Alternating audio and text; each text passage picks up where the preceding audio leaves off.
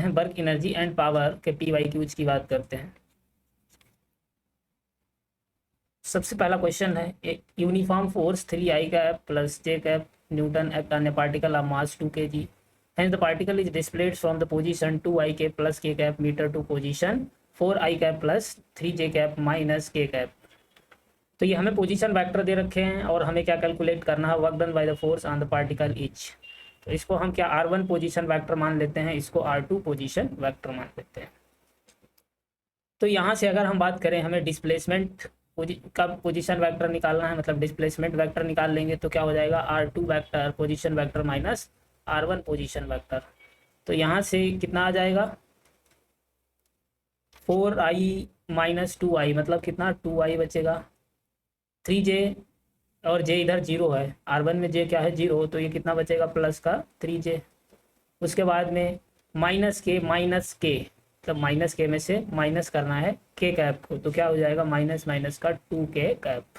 तो ये क्या आ गया, डिस्प्लेसमेंट वेक्टर। अब हमें वर्क निकालना है, तो वर्क इक्वल टू होता है F dot S, force vector into displacement vector का डॉट प्रोडक्ट।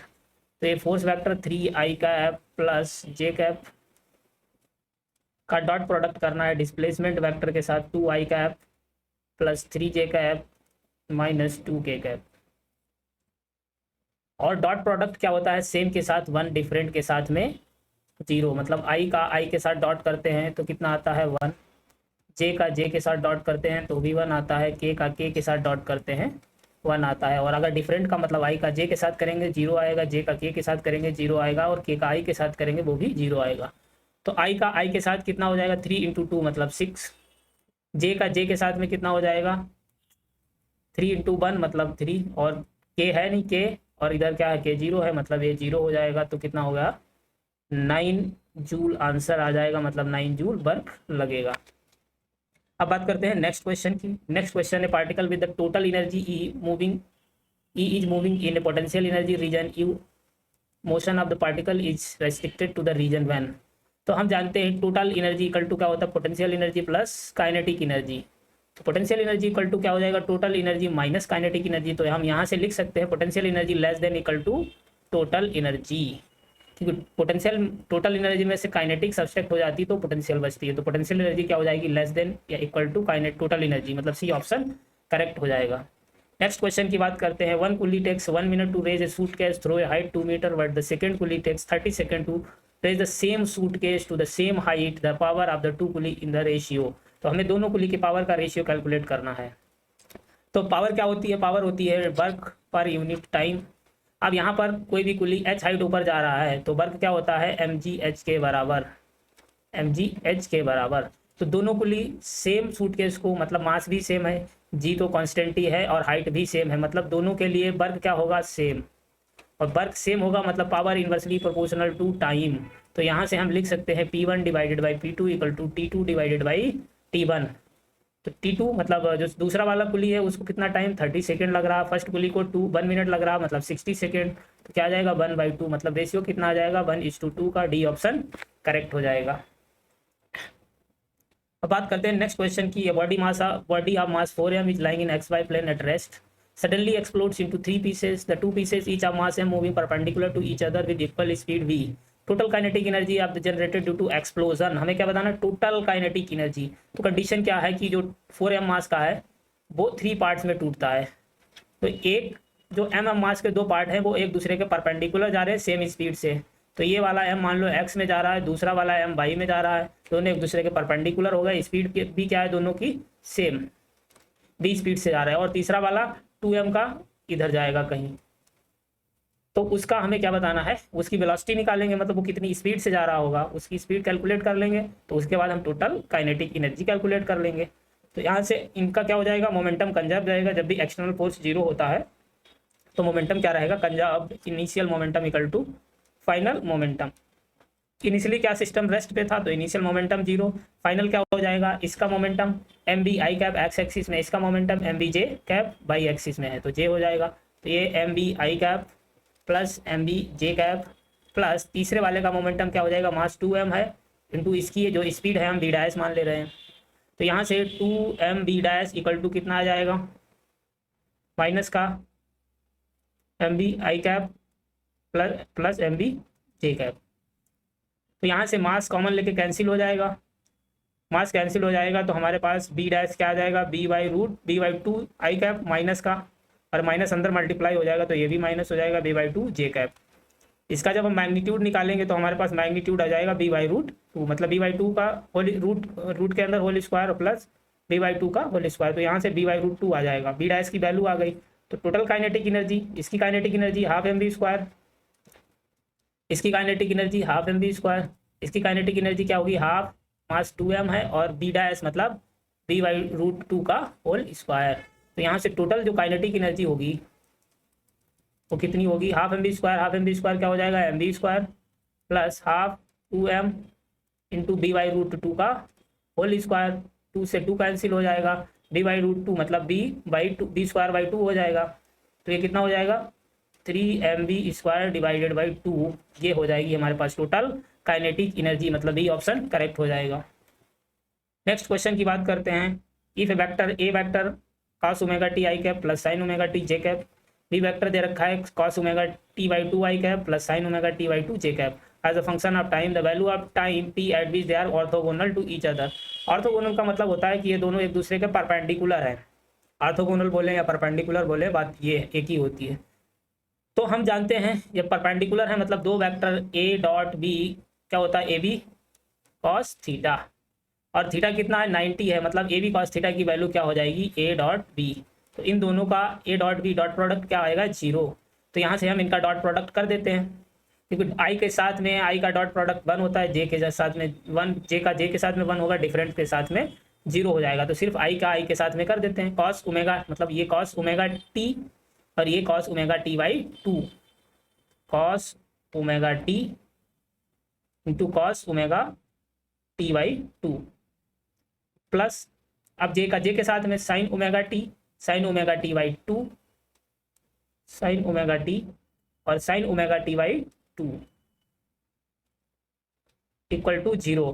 अब हमने पढ़ा था कॉस ए माइनस बी का formula, cos A minus B का फॉर्मूला क्या होता है, cos A cos B, plus minus वाले में प्लस होता है, प्लस वाले में माइनस होता है, कॉस एक साइड रहता है, साइन एक साइड रहता है, cos A cos B plus minus वाला प्लस रहेगा और ये हो जाएगा साइन ए साइन बी। तो ये क्या दिख रहा है, ओमेगा t/2, मतलब ये क्या हो गया, ए ओमेगा t/2 को b मान लेते हैं, तो cos A cos B plus sign A sine B, मतलब इसको हम क्या लिख सकते हैं, कॉस ए माइनस बी, मतलब ए का मतलब ओमेगा टी, बी कितना है ओमेगा t/2, मतलब यहाँ से लिख सकते हैं cos omega T minus omega t/2 equal to 0। क्या आ जाएगा 0। तो कितने की कॉस 90 की वैल्यू क्या होती है, 0, मतलब हम यहाँ से क्या लिख सकते हैं, omega T minus omega t/2 equal to π/2, क्या लिख सकते हैं π/2। तो ओमेगा t/2 इक्वल टू कितना हो जाएगा π/2, 2 से 2 कैंसिल हो जाएगा, t इक्वल टू कितना आ जाएगा π/ओमेगा, टाइम की वैल्यू कैलकुलेट हो गई, मतलब ए ऑप्शन करेक्ट हो जाएगा। बात करते हैं नेक्स्ट क्वेश्चन की।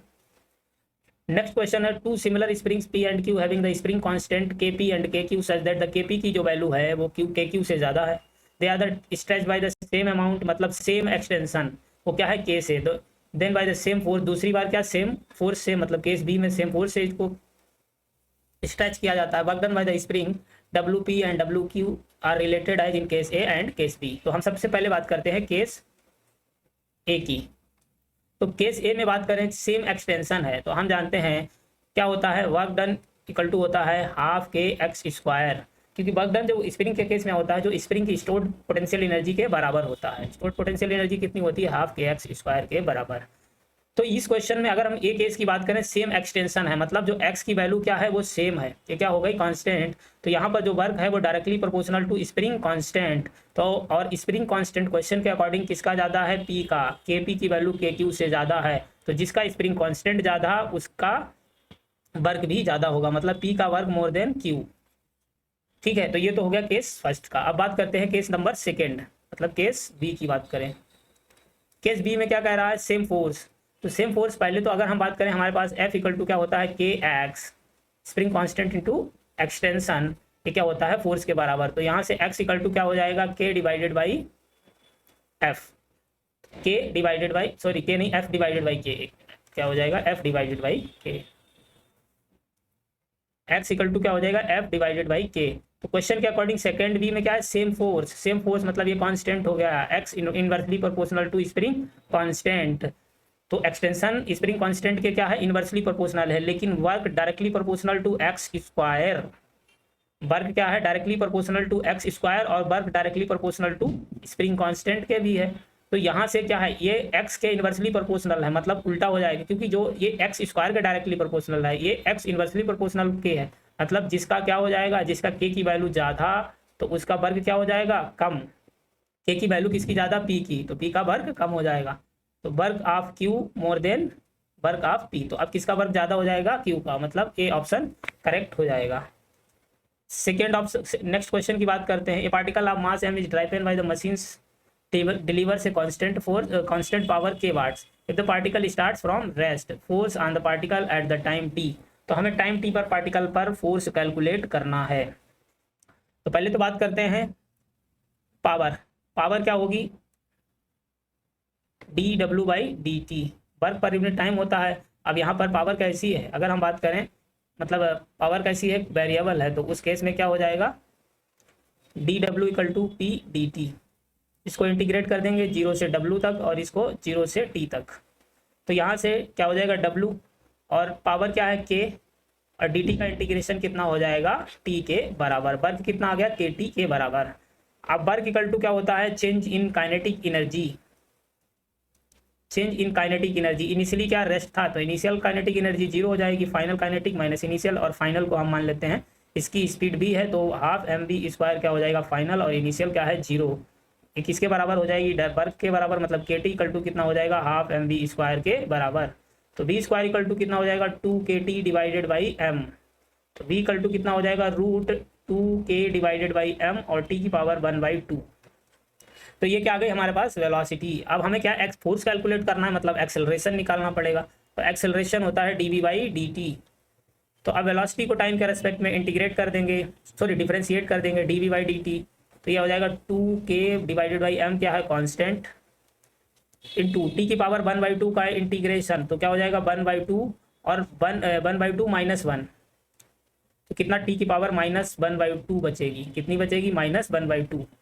तो इसको अंदर मल्टीप्लाई कर देते हैं तो 1/4 हो जाएगा, ऊपर वाला 2 कैंसिल हो जाएगा, तो ये कितना आ जाएगा k divided by 2m into T की पावर -1/2। ये क्या आ गया एक्सेलरेशन। फोर्स कैलकुलेट करना है F equal to M A, तो मास और एक्सेलरेशन आया है k divided by 2m T की पावर -1/2। m को अंदर ले जाएंगे m स्क्वायर हो जाएगा ऊपर, तो नीचे का एक m कैंसिल हो जाएगा, तो अब क्या हो जाएगा mk डिवाइडेड बाई 2 टी की पावर बाहर है -1/2। ऐसा कोई ऑप्शन दिख रहा है, थर्ड ऑप्शन करेक्ट हो जाएगा। बात करते हैं नेक्स्ट क्वेश्चन की। A heart pumps a man pumps 5 liter blood through the arteries per minute। 1 minute में कितना 5 लीटर ब्लड पंप करता है। Pressure of 150 millimetre of mercury. The density mercury की दे रखी 13.6 × 10³ kg पर मीटर क्यूब। जी की वैल्यू दे रखी है, हमें पावर कैलकुलेट करनी है। तो वॉल्यूम कितना दिया हमको, वॉल्यूम दिया है 5 लीटर, और हम जानते हैं कि जो 1 लीटर है वो इक्वल 10 की पावर -3 मीटर क्यूब के बराबर होता है। तो इसको मीटर क्यूब में कन्वर्ट करेंगे तो क्या हो जाएगा 5 × 10³ मीटर क्यूब। और प्रेशर 150 मिलीमीटर, मतलब हाइट कितनी है 150 मिलीमीटर, इसको मीटर में कन्वर्ट करेंगे 0.15 मीटर आ गई।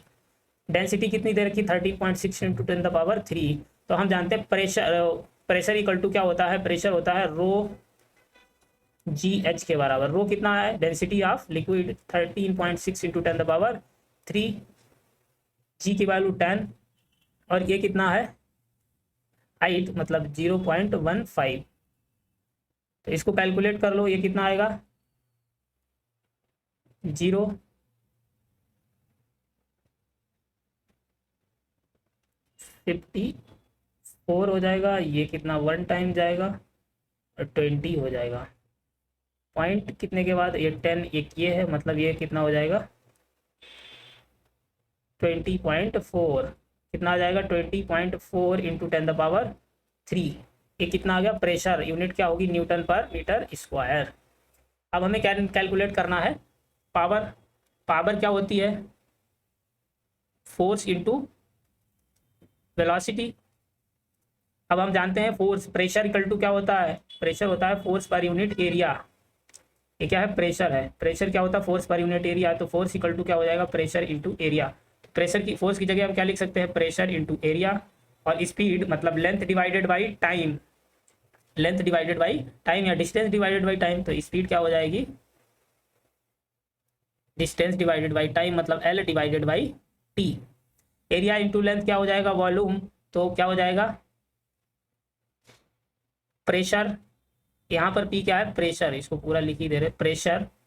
और ये क्या हो जाएगा, वॉल्यूम डिवाइडेड बाई टाइम। अब यहाँ पर प्रेशर की वैल्यू कितनी, 20.4 इंटू 10⁻3।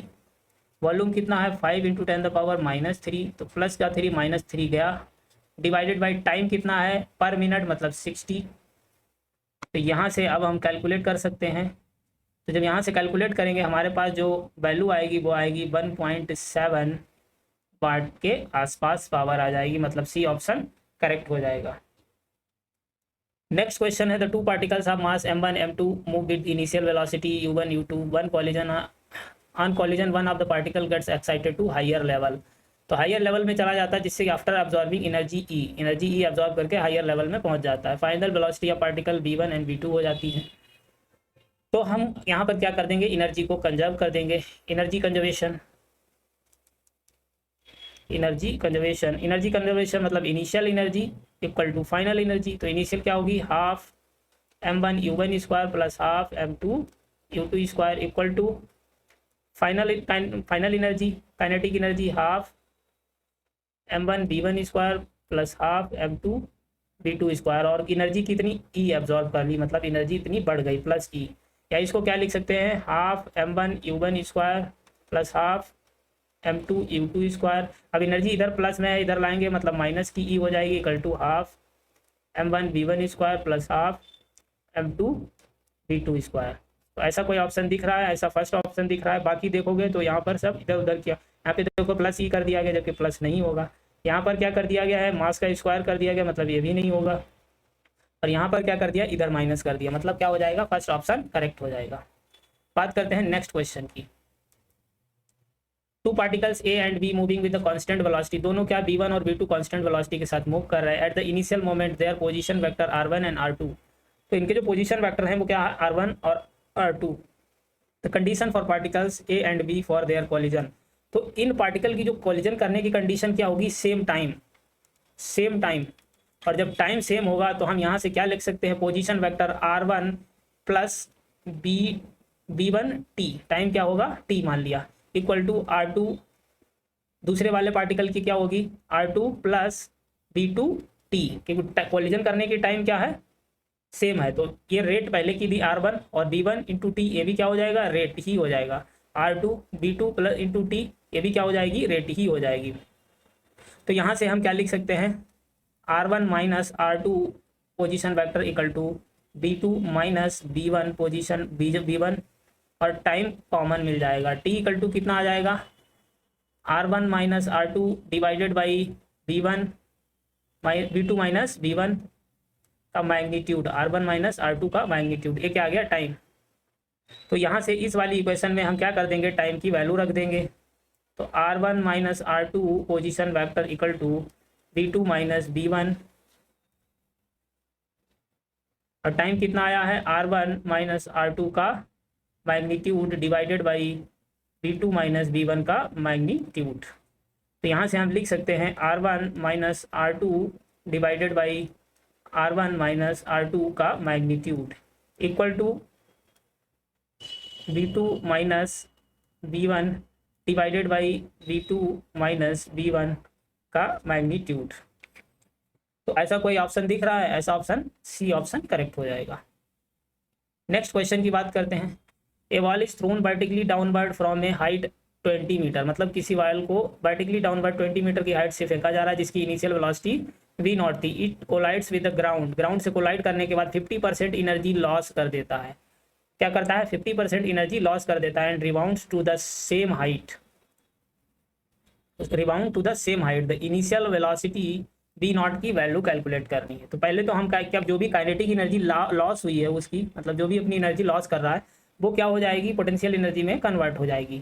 मतलब अगर हम बात करें half M B square equal to M G H के बराबर होगी, लेकिन कितनी 50% बची है उसकी, तो ये क्या हो जाएगी 50%।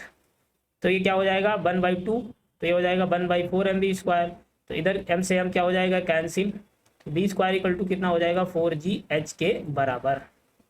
अब बात करते हैं जब बॉल ऊपर से मतलब किसी 20 मीटर की हाइट से ग्राउंड पर आ रही है, 20 मीटर की हाइट से ग्राउंड पर, तो इक्वेशन ऑफ मोशन लगा देंगे B square equal to B nought का स्क्वायर इनिशियल का स्क्वायर प्लस 2GH के बराबर। सारी क्वांटिटी को डाउनवर्ड में पॉजिटिव ले लेंगे, साइन कन्वेंशन। बी स्क्वायर कितना आ गया 4GH के बराबर, V nought square equal plus 2GH के बराबर। तो V nought square equal to 4GH minus 2GH कितना हो जाएगा 2GH के बराबर। तो V nought equal to root 2GH के बराबर हो जाएगा। 2G की वैल्यू 10 और हाइट कितनी है 20, तो यहाँ से ये क्या आ जाएगी 20 मीटर पर सेकेंड की स्पीड, मतलब डी ऑप्शन करेक्ट हो जाएगा।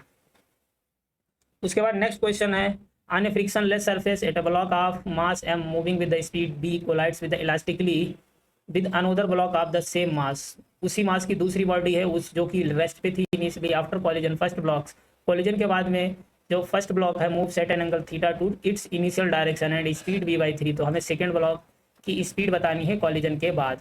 कंडीशन क्या थी, कोई ये मास की बॉडी थी v स्पीड से जा रही थी, दूसरे m मास की बॉडी थी वो कैसी थी रेस्ट पर थी। कॉलिजन हुआ, कॉलिजन के बाद जो फर्स्ट बॉडी है वो अपना इनिशियल डायरेक्शन से क्या जा रही है थीटा एंगल पर, इनिशियल डायरेक्शन से कितना जा रही थीटा एंगल पे। तो उसका इनिशियल डायरेक्शन ये था, यहाँ से थीटा एंगल पर ये जा रही है और स्पीड कितनी है v/3। तो दूसरी वाली कहीं इधर जा रही होगी, उसकी हमें स्पीड v डैश कैलकुलेट करनी है। तो एनर्जी कंजर्वेशन का कॉन्सेप्ट लगा देते हैं। तो initial kinetic energy equal to final kinetic energy, initial तो इसी की होगी, इसकी जीरो होगी, ये तो रेस्ट में मतलब half capital M v square, final kinetic energy half capital M v/3 का whole square plus half capital M into B dash का whole square. Half half common लेकर कैंसिल हो जाएगा, मास से मास कैंसिल हो जाएगा। तो यहाँ से v स्क्वायर इक्वल टू क्या हो जाएगा v²/9 प्लस v डैश का स्क्वायर। तो यहाँ से कितना हो जाएगा v डैश का square equal to 8v² divided by 9, और ये क्या इसका स्क्वायर हटाएंगे v डैश इक्वल टू कितना हो जाएगा 2√2 divided by 3, 2√2b divided by 3, मतलब सी ऑप्शन करेक्ट हो जाएगा। नेक्स्ट क्वेश्चन है ए particle moves so that its position vector is given by the r cos omega t x cap, या फिर इसको i कैप भी लिख सकते हैं एक्स डायरेक्शन, और sin omega t y cap, या मतलब इसको z कैप भी लिख सकते हैं। Omega is a constant, which of the following is true, हमें बताना है कौन सा ट्रू है।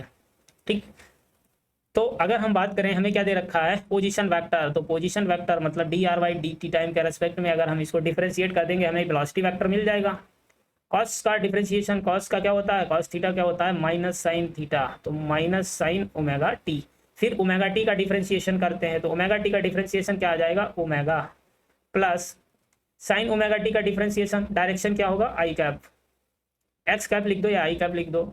उसके बाद में कॉस साइन ओमेगा टी का डिफरेंशिएशन कितना होगा कॉस ओमेगा टी, और ओमेगा टी का डिफरेंशिएशन ओमेगा होगा, डायरेक्शन होगा जे कैप, और एक्सेलरेशन निकालेंगे तो क्या आ जाएगा dv/dt, ये क्या है r है पोजीशन वेक्टर, और ये हो जाएगा वेलोसिटी वेक्टर को टाइम के रेस्पेक्ट में डिफरेंशिएट कर देंगे तो हमारे पास एक्सेलरेशन आ जाएगा।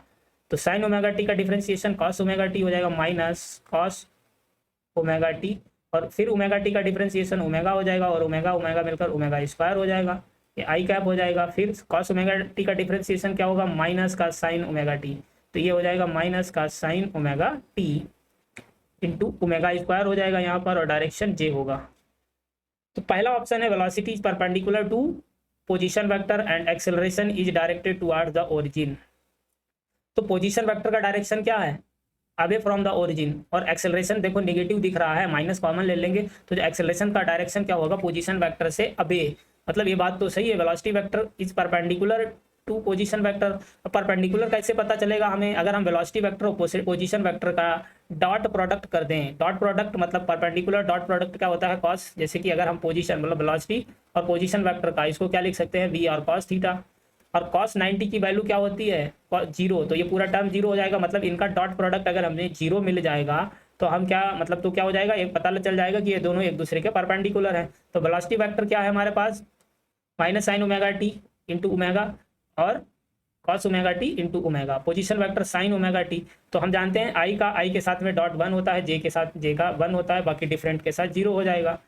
तो यहाँ से अगर हम इनका डॉट प्रोडक्ट करेंगे तो ये क्या हो जाएगा, साइन साइन का मतलब sign omega T dot cos omega T plus cos sine omega T cos omega T और इक्वल टू किसके हो जाएंगे, 0 के बराबर। तो इनका मतलब ये किसके बराबर होंगे, 0 के बराबर। तो यहाँ से क्या हो जाएगा, ये दोनों एक दूसरे के परपेंडिकुलर होंगे, मतलब फर्स्ट ऑप्शन करेक्ट हो जाएगा, बाकी कोई भी नहीं। Velocity vector is velocity is perpendicular to R, ये बात सही है, लेकिन एक्सेलरेशन कह रहा है अबे फ्रॉम द ओरिजिन, मतलब ये गलत हो गया। Velocity and acceleration both are perpendicular to position vector, मतलब कह रहे हैं वेलोसिटी और एक्सेलरेशन दोनों परपेंडिकुलर, तो ये दोनों परपेंडिकुलर नहीं होंगे। Velocity and acceleration both are parallel भी नहीं होगा, फर्स्ट ऑप्शन करेक्ट हो जाएगा।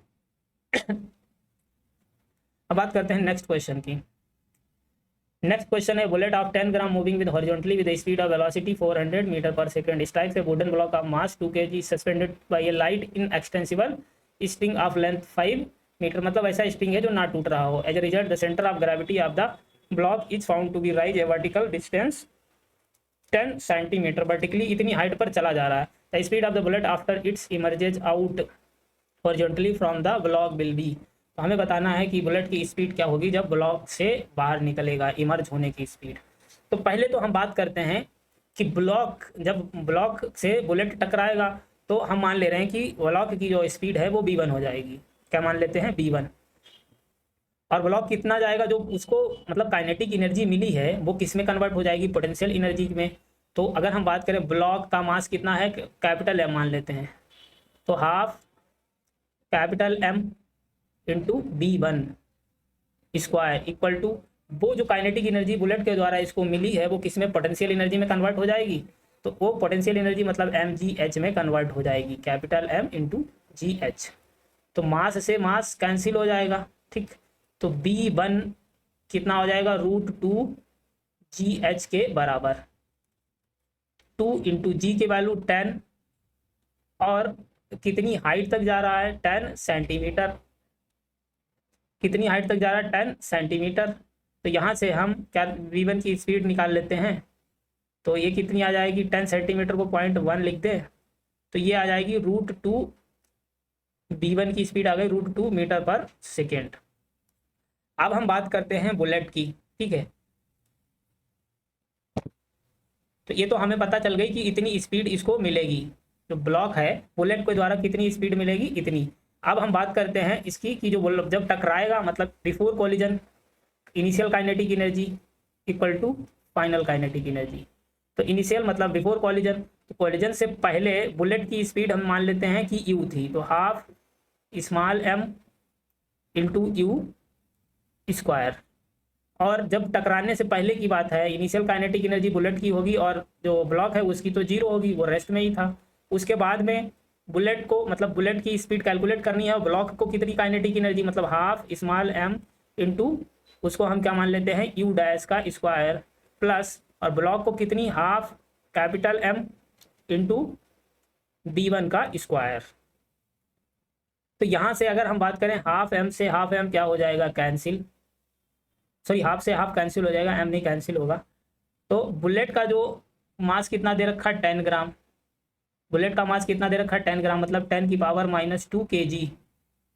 और इसकी स्पीड कितनी है, इनिशियली 400, मतलब 10 की पावर -2 इंटू 400 इक्वल टू, इधर 10 की पावर -2 बुलेट का मास स्मॉल m और इसकी स्पीड मतलब u डैश की वैल्यू कैलकुलेट करनी है, प्लस हाफ कैपिटल, हाफ तो कैंसिल कर दिया था, 1 मिनट, हाफ क्या है, कैंसिल है।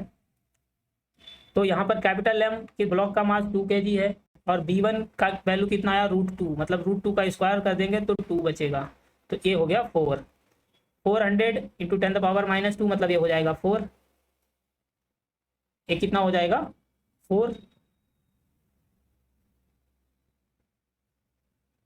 4 इंटू 10 पावर 4, 1 मिनट, mgh के बराबर हाफ mv स्क्वायर और कितना h हाइट चला गया, हाइट कितनी है 0.1, 0.1 मतलब √2 हो जाएगा, √2 इसका b1 का स्क्वायर हो जाएगा, सही है। b1 का स्क्वायर हो जाएगा, तो यहाँ से 400 कितना हो जाएगा, 4 माइनस 4, इसका मास कितना दे रखा है, 4 ही दे रखा है।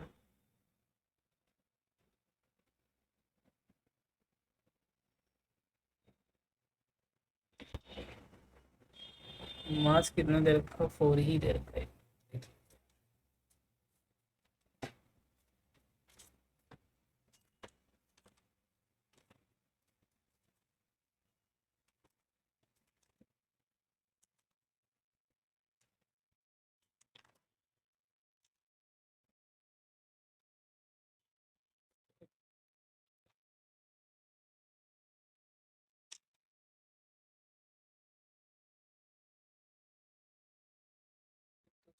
एम बी मोमेंटम कंजर्व कर देंगे, काइनेटिक एनर्जी नहीं कंजर्व करेंगे।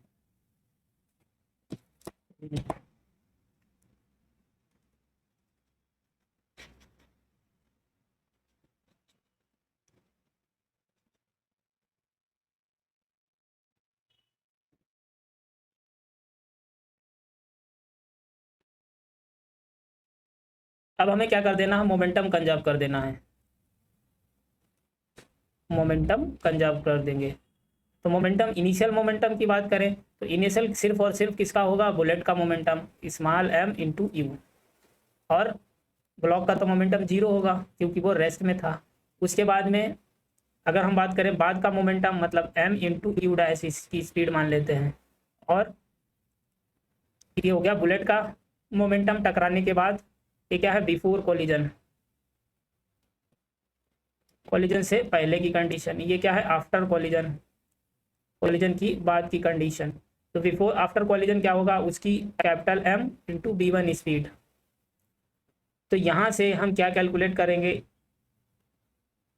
Small m into U dash equal to small m into U minus capital M b1। तो स्मॉल m की वैल्यू कितनी दी है हमको, स्मॉल m की वैल्यू 10 ग्राम दी है, मतलब बुलेट का मास, तो 10 ग्राम 10 की पावर -2 kg हो जाएगा। और बुलेट की स्पीड कितनी दे रखी है, 400, तो ये 400 हो जाएगा, माइनस ब्लॉक का मास 2 kg है, स्पीड कितनी आई है, b1 की वैल्यू √2 की वैल्यू 1.41 होती है, तो ये हो जाएगी 1.414, ये 1414 होती है।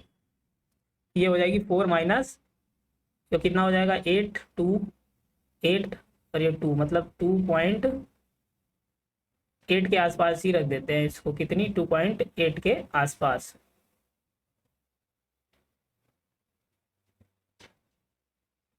और इधर क्या है, मास कितना 10 की पावर -2, तो ये कितना बचेगा 2.8, ये कितना बचेगा 1.2 के आसपास, 1.2। और 1.2 के बाद में बात करते हैं तो 10 की पावर -2 नीचे आ जाएगा, बी डैश यू डैश, तो यू डैश इक्वल टू क्या हो जाएगा, 1.2 डिवाइडेड बाई 10 की पावर -2, इसको ऊपर ले जाएंगे, प्लस का हो जाएगा, मतलब 120 metre per second, 120 metre per second, C option correct हो जाएगा। नेक्स्ट क्वेश्चन है, two identical walls A and B collides having the velocity of 0.5, A की कितनी है 0.5 मीटर पर सेकेंड, बी की कितनी है -0.3 मीटर पर सेकेंड, मतलब जस्ट अपोजिट। कंडीशन क्या है कि ए मान लो इस डायरेक्शन में 0.5 मीटर पर सेकेंड से मूव कर रही है, तो बी जो है वो अपोजिट डायरेक्शन में, मतलब इस डायरेक्शन में 0.3 मीटर पर सेकेंड की स्पीड से मूव कर रही है। दोनों का मास क्या है, सेम है, आइडेंटिकल वॉल्स हैं। और कॉलिजन क्या होता है, elastic one dimension collision, velocity of B and A after the collision. तो कंडीशन क्या होती है कि जो जब सेम मास की बॉडी इलास्टिकली कोलाइड करती हैं तो उनकी जो वेलोसिटी है वो क्या हो जाती है, ट्रांसफर। तो कॉलिजन क्या है, बिफोर कॉलिजन, कॉलिजन से पहले की कहानी है। अब कोलिजन हो गया आफ्टर कोलिजन, तो आफ्टर कोलिजन क्या होगी, इनकी जो एक दूसरे के वेलोसिटी है वो क्या हो जाएगी, ट्रांसफर हो जाएगी, बदल जाएगी। मतलब ए की वेलोसिटी क्या होगी अब इस डायरेक्शन में कितनी, जो बी की थी, मतलब 0.3 मीटर पर सेकेंड, और ए की वेलोसिटी कितनी होगी, सॉरी बी की वेलोसिटी कितनी होगी इस डायरेक्शन में 0.5 मीटर पर सेकेंड। तो ये हो गया आफ्टर कोलिजन, आफ्टर कोलिजन। तो ए की वेलोसिटी कितनी है, ए की वेलोसिटी 0.3 मीटर पर सेकेंड, लेकिन पूछी किसकी गई है, बी की पहले और ए की बाद में। ये भी देखना है, बी की पहले मतलब बी की कितनी 0.5 मीटर पर सेकेंड और ए की कितनी 0.3 मीटर पर सेकेंड, तो बी ऑप्शन करेक्ट हो जाएगा। क्योंकि अगर ए की पहले बता देंगे तो फिर डी ऑप्शन करेक्ट हो जाएगा, जबकि पूछा गया है बी की पहले ए की बाद में, मतलब सी बी ऑप्शन करेक्ट हो जाएगा। क्वेश्चन है, consider drop of rain water having the mass 1 kilogram of falling from height 1 kilometre, it hits ground with the speed of 50 metre per second, takes constant g की value constant मान ली 10 metre per second, the work done by the gravitational force and resistive force of air. तो पहले तो work done by gravitational, gravity कितना work करेगी mgh के बराबर, तो मास कितना है 1 ग्राम मतलब 10 की पावर -3 kg, जी की वैल्यू 10, हाइट कितनी है 1 किलोमीटर मतलब 10 की पावर 3 मीटर, तो ये कितनी आ जाएगी 10 जूल के बराबर ग्रेविटी वर्क करेगी। अब हम बात करें work done by gravity plus work done by resistive force equal to किसके बराबर होगा, चेंज इन काइनेटिक एनर्जी के बराबर। चेंज इन काइनेटिक एनर्जी किसके बराबर होगी, फॉल कर रहा है, फॉल का मतलब क्या है, इनिशियल वेलोसिटी जीरो, मतलब इनिशियल काइनेटिक एनर्जी जीरो होगी और उसके बाद इस ग्राउंड से हिट करता है 50 metre per second, final velocity 50 metre per second. तो इनिशियल तो काइनेटिक एनर्जी जीरो, वो किसके बराबर हो जाएगी, सिर्फ final half mv² minus zero, initial zero, final minus initial. तो वर्क डन बाय ग्रेविटी कितनी 10 आई है, work plus work done by resistive force equal to half m मतलब 10 की पावर -3 kg हो जाएगा। ये 50 है, 50 का स्क्वायर कितना हो जाएगा 2500। तो यहाँ से क्या हो जाएगा 2500, तो ये हो जाएगा 2.5 डिवाइडेड बाई 2 मतलब 1.25 work done by resistive force कितना आ जाएगा 10 माइनस वो 10 माइनस नहीं 1.25 माइनस 10, तो ये कितना बचेगा माइनस का 8.75 जूल। तो work done by the gravitational force कितना हो जाएगा 10 जूल और work done by the resistive force minus 8.75 joule, मतलब सी ऑप्शन करेक्ट हो जाएगा। बात करते हैं नेक्स्ट क्वेश्चन की। A body initially at rest and sliding along a frictionless track from the height h shown in figure, just complete the vertical circle of the diameter d, the height is equal to, height की value calculate करनी है। तो जो body है यहाँ से rest से आ रही, मतलब इनिशियल वेलोसिटी जीरो, तो यहाँ पर जो भी है इसकी पोटेंशियल एनर्जी किस में कन्वर्ट हो जाएगी, काइनेटिक एनर्जी में। पोटेंशियल एनर्जी किस में कन्वर्ट हो जाएगी, काइनेटिक एनर्जी में। तो mgh इक्वल टू क्या हो जाएगा, हाफ m b स्क्वायर, मतलब ये हो जाएगा b स्क्वायर के बराबर, मास से मास कैंसिल हो गया, तो h इक्वल टू कितना हो जाएगा b square divided by 2g, मतलब पार्टिकल यहाँ पर पहुँच गया। अब अगर हमने वर्टिकल सर्कुलर मोशन पढ़ा है तो वहाँ पर जो लोएस्ट पॉइंट पर मिनिमम वेलोसिटी कितनी होनी चाहिए ताकि जो कोई भी बॉडी है वो अपना सर्कल जस्ट कंप्लीट हो कर ले, तो जो मिनिमम होनी चाहिए वो कितनी होती है लोएस्ट पॉइंट पर, √5gr के बराबर। कितनी, √5gr के बराबर। अगर इससे कम होगी तो अपना सर्कल नहीं कंप्लीट कर पाएगी, जबकि क्वेश्चन में कहा गया है कि वो अपना सर्कल जस्ट कंप्लीट कर लेता है। जस्ट कंप्लीट का मतलब कि जो इन लोएस्ट पॉइंट पर होगी वेलोसिटी, पॉइंट ए पर जो वेलोसिटी होगी वो कितनी होगी, √5gr के बराबर, मतलब वेलोसिटी कितनी होगी √5gr। तो इसको क्या लिख देंगे b स्क्वायर, मतलब ये 5gr divided by 2g, g से g कैंसिल हो जाएगा। लेकिन यहाँ पर जो हमें ए बी मतलब डायमीटर दे रखा है, तो हम जानते हैं radius equal to diameter d/2, तो d/2 r की 5, रेडियस की जगह क्या रखेंगे d/2 और नीचे ये 2 है मतलब 5d/4। आंसर क्या आ जाएगा, हाइट की वैल्यू कितनी होगी 5d/4, मतलब 4 ऑप्शन करेक्ट हो जाएगा। क्वेश्चन है, a moving block having mass m collides with the another stationary block mass 4m. The lighter block come to rest after collision. जो हल्का वाला ब्लॉक है वो क्या करता है, कॉलिजन के बाद में रेस्ट में हो जाता है। When the initial velocity of the lighter block is b, then the value of the coefficient of restitution, तो हमें e की वैल्यू कैलकुलेट करनी है। तो कह रहा कि जो मूविंग ब्लॉक मास m कोलाइड करता है स्टेशनरी ब्लॉक, मतलब जो छोटा वाला है उसकी स्पीड कितनी है b, मतलब हम मोमेंटम कंजर्व कर देंगे, initial momentum equal to final momentum. Collision elastic हो तभी करना है, नहीं, कोलिजन कैसा है, अच्छा वो कोलिजन, कोई भी मोमेंटम हमेशा कंजर्व ही रहता है, चाहे इलास्टिक हो चाहे इनइलास्टिक हो। काइनेटिक एनर्जी इलास्टिक कोलिजन में कंजर्व रहती है, जबकि इनइलास्टिक में लॉस हो जाती है। मोमेंटम दोनों में कंजर्व रहता है, इलास्टिक हो या फिर इनइलास्टिक। तो कोलिजन तो इलास्टिक नहीं है, क्योंकि यहाँ पर क्या है, काइनेटिक एनर्जी लॉस हो रही होगी। अगर इलास्टिक होता तो ई की वैल्यू 1 होती, तो ई की वैल्यू हमें कैलकुलेट करनी है। तो इनिशियल मोमेंटम मतलब सिर्फ और सिर्फ किसका होगा, स्मॉल वाले का m इंटू वी, बड़े वाले का तो 0 होगा, रेस्ट में होगा फाइनल मोमेंटम। अब फाइनल मोमेंटम मतलब टकराने के बाद में जो छोटा वाला ब्लॉक तो रेस्ट में हो गया, मतलब अब छोटे वाले का मोमेंटम क्या हो जाएगा, 0। बड़े वाले का ब्लॉक कुछ मोमेंटम हो जाएगा, मतलब उसका मास 4m है और इसकी स्पीड v डैश मान लेते हैं। तो यहाँ से क्या हो जाएगा, मास से मास कैंसिल हो जाएगा, तो b डैश इक्वल टू क्या हो जाएगा, b/4। अब E is the coefficient of restitution होता है, इसकी वैल्यू होती है, मतलब फॉर्मूला होता है रिलेटिव वेलोसिटी ऑफ सेपरेशन, मतलब जो टकराने के बाद रिलेटिव वेलोसिटी होती है, divided by relative velocity of approach, टकराने से पहले की वेलोसिटी, रिलेटिव वेलोसिटी। तो टकराने की पहले मतलब बाद की वेलोसिटी क्या हो गई, b2 माइनस b1। तो किसकी वेलोसिटी, किसकी बात करें, मतलब b2 माइनस b1 होगा, तो ये क्या हो जाएगा, पहले की तो टकराने से के बाद की वेलोसिटी कितनी, b/4 ही बची है, ठीक, डिवाइडेड बाई टकराने से पहले की एक बाद में भी पहले भी क्या एक 0 है, वो की b है, b से b कैंसिल हो जाएगा, 1/4 मतलब 0.25 वैल्यू आ जाएगी, मतलब क्या हो जाएगा, बी ऑप्शन करेक्ट हो जाएगा।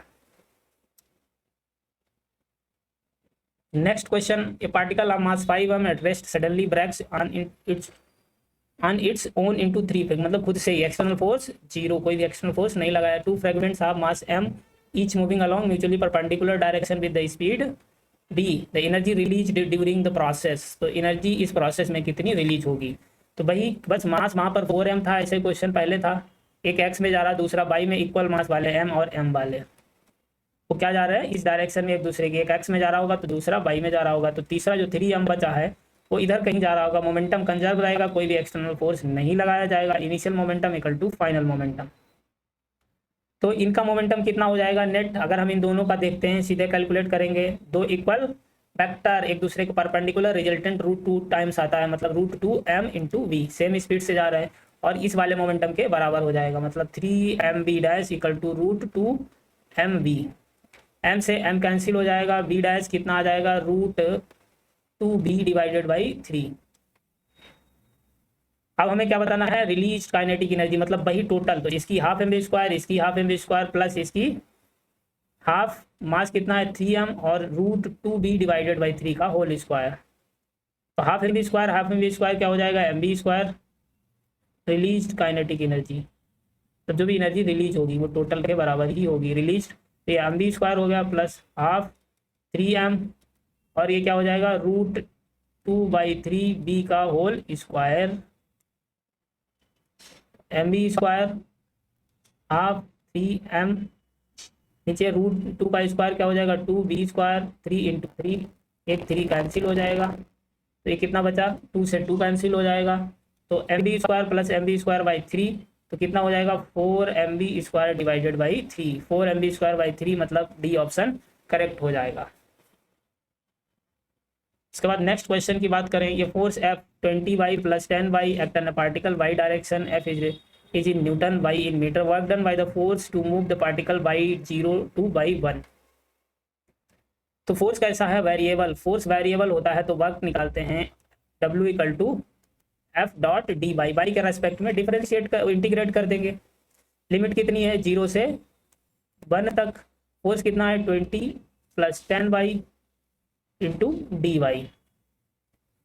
तो हमें वर्क डन कैलकुलेट करना है, तो कांस्टेंट का क्या हो जाता है, वेरिएबल, मतलब 20y प्लस 10y का डिफरेंशिएशन क्या हो, सॉरी इंटीग्रेशन क्या हो जाएगा, y²/2, क्योंकि x की पावर n है, उसका अगर हम इंटीग्रेशन करते हैं तो x की power n+1 divided by n+1, तो y की पावर क्या होगी 1+1 डिवाइडेड बाई 1+1, और लिमिट कितना है 0 से 1 तक, तो लोअर लिमिट 0 है तो लोअर लिमिट 0 रख देंगे, सारा टर्म 0 हो जाएगा, कोई मतलब नहीं, अपर लिमिट ही रख देते हैं, अपर माइनस लोअर करते हैं, लोअर 0 है, तो 20 × 1 + 10 × 1 का स्क्वायर 1 ही रहेगा डिवाइडेड बाई 2, तो कितना 20 और 10 डिवाइडेड मतलब 5, तो कितना आ जाएगा 25 जूल आंसर आ जाएगा। कितना आ जाएगा 25 joule.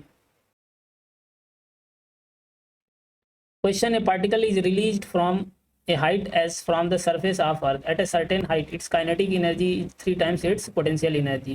The height from the surface of earth and the speed of the particle at that instant. तो कोई पार्टिकल है, वो मान लो ये अर्थ की सरफेस है, इस अर्थ की सरफेस से पार्टिकल अर्थ की सरफेस से एस हाइट से रिलीज किया जा रहा है। तो किसी मान लो इस इंस्टेंट पर इसकी जो काइनेटिक एनर्जी है वो पोटेंशियल एनर्जी की 3 टाइम्स है। काइनेटिक एनर्जी कितनी है? पोटेंशियल एनर्जी के 3 टाइम्स है। तो अगर हम इस साइड को x मानते हैं, पॉइंट P यहाँ पर है, और ये नीचे वाली कितनी बचेगी? s minus x. ठीक। अब अगर हम बात करें एट पॉइंट P पर, तो kinetic energy at P equal to 3 times of potential energy P। Kinetic energy equal to 3 times of potential energy at P। तो P की जो पार्टिकल का मास m है, तो उसकी पोटेंशियल एनर्जी कितनी होगी? mg h के बराबर, मतलब mg h s minus x. क्योंकि सरफेस की मतलब अर्थ की सरफेस से कितना पॉइंट P हाइट पर है? s minus x. 3mg s minus x, ये हो जाएगा 3mg s minus 3mg x। ये क्या होगी? Kinetic energy at P। अब अगर हम बात करें जो इसके टॉप पर पोटेंशियल एनर्जी होगी, पोटेंशियल एनर्जी टॉप पर, तो टॉप पर तो सिर्फ और सिर्फ potential energy, kinetic energy 0, release किया जा रहा, छोड़ जा रहा, मतलब कोई भी काइनेटिक एनर्जी नहीं होगी। फिर potential energy at P plus, और जो भी बची हुई है, मतलब लॉस हुई है पोटेंशियल एनर्जी, कुछ काइनेटिक में कन्वर्ट हो गई है, कुछ बची हुई है, मतलब kinetic energy eight point P। तो पोटेंशियल एनर्जी टॉप पर कितनी होगी? mgs, जितनी हाइट के बराबर है, s हाइट है, मतलब mgs। ये तो हो गई टॉप पर पोटेंशियल एनर्जी। उसके बाद P पर पोटेंशियल एनर्जी क्या होगी? mgh s minus x. और P पर काइनेटिक एनर्जी कितनी? 3mgs minus 3mgx, 3mgx। तो यहाँ से क्या हो जाएगा? mgs equal to mgs minus mgx plus 3mgs minus 3mgx। तो यहाँ से देखो, अगर हम बात करें mgs चला जाएगा, 0 हो गया। इसको क्या ले जाते हैं? माइनस का mgx और माइनस का 3mgx क्या हो जाएगा? माइनस का 4mgx, मतलब प्लस का इधर आ जाएगा 4mgx equal to 3mgs। mg से mg कैंसिल हो जाएगा। x की वैल्यू कितनी आ जाएगी हमारे पास? 3s divided by 4। ये क्या आ गया? x की वैल्यू। तो यहाँ से हम s माइनस एक्स कैलकुलेट कर लेंगे। तो हमें यहाँ अर्थ की सरफेस से हाइट बतानी है पॉइंट P की। तो पॉइंट P की हाइट क्या है? s माइनस एक्स है अर्थ की सरफेस से। तो s x की वैल्यू 3s बाई 4। तो कितना बचेगा? s by 4। ये तो आ गई हाइट। अब हमें क्या बताना है? काइनेटिक एनर्जी, मतलब नहीं, स्पीड बतानी है। तो स्पीड काइनेटिक एनर्जी मतलब हाफ mv² के बराबर होगी। और यहाँ पर जो भी पोटेंशियल एनर्जी होगी, तो अगर हम बात करते हैं इसकी काइनेटिक एनर्जी क्या होगी? पोटेंशियल एनर्जी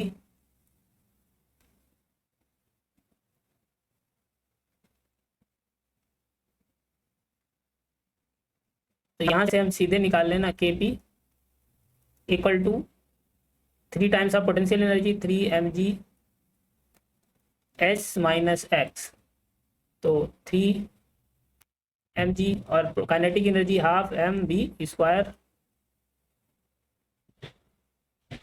और ये क्या हो जाएगा? s माइनस एक्स की वैल्यू कितनी? 3s by 4।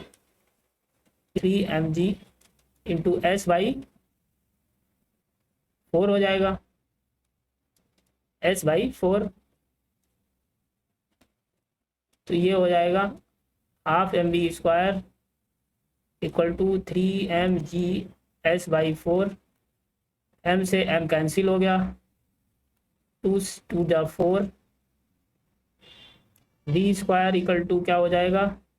इसका स्क्वायर हटाएंगे, रूट चला जाएगा, तो ये हो जाएगा root 3GS divided by 2, √3GS divided by 2 S/4, मतलब फर्स्ट ऑप्शन करेक्ट हो जाएगा। ये 2 भी क्या है, रूट के अंदर है। अब बात करते हैं नेक्स्ट क्वेश्चन की। नेक्स्ट क्वेश्चन है water falls from a height 60 metre at the rate of 15 kg per second to operate a turbine. The losses due to frictional force are 10% of its input energy. How much power is generated by turbine? हमें बताना है कि power कितना, तो इसकी 10% fractional force के द्वारा energy loss हो जाती है, मतलब बची कितनी 90%। 90% का निकाल लेते हैं। तो पावर क्या होता है, work per unit time, work क्या हो जाएगा mgh divided by time. Power बची कितनी, 10% लॉस हो गई, 90% बची, मतलब 90/100। मास कितना है, मास पर यूनिट टाइम दिया ना 15 kg पर सेकेंड, मतलब ये हो गया 15 मास पर यूनिट टाइम। जी की वैल्यू 10, हाइट कितनी है 60 × 90/100, 0 से 0 कैंसिल हो गए। अब कितना बचा 150, 54 × 150, तो कितना हो गया 0 0 75 और 6 कितना हो गया 81।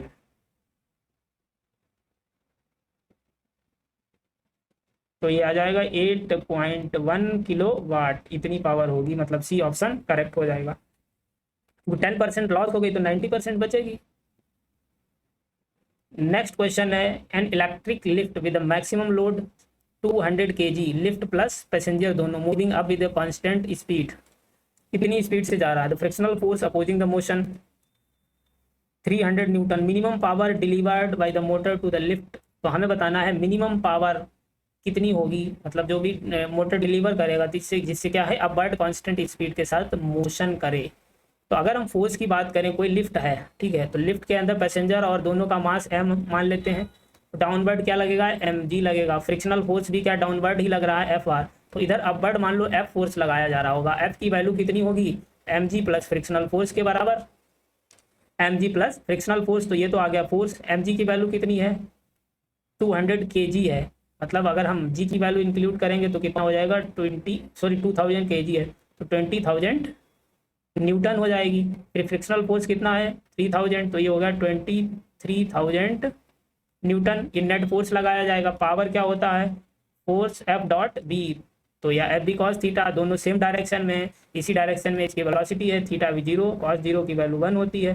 फोर्स कितना है 23,000, स्पीड कितनी है 1.5, तो यहाँ से कैलकुलेट कर लो ये कितना आ जाएगा, 1 0 चला जाएगा, तो ये 0 0 45 30 और 4 34 345 100, मतलब 34,500, सी ऑप्शन करेक्ट हो जाएगा।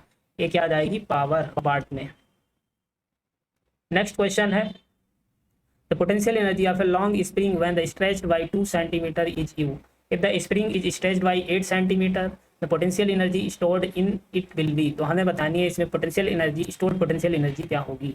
तो स्प्रिंग की जो स्टोर्ड पोटेंशियल एनर्जी होती है वो हाफ के x² होती है। स्प्रिंग कांस्टेंट की वैल्यू मतलब कांस्टेंट है, potential energy directly proportional to x²। तो इनिशियल क्या है u, बाद की u डैश, x कितना है पहले कितना स्ट्रेच किया गया 2, बाद में कितना 8, इसका क्या है स्क्वायर या 1/4, 1/4 का स्क्वायर 1/6, 1/4 का स्क्वायर 1/16, तो u डैश की वैल्यू कितनी हो जाएगी 16 u के बराबर, मतलब बी ऑप्शन करेक्ट हो जाएगा। Okay, thank you for watching. Please channel को सब्सक्राइब कर देना, वीडियो को लाइक कर देना।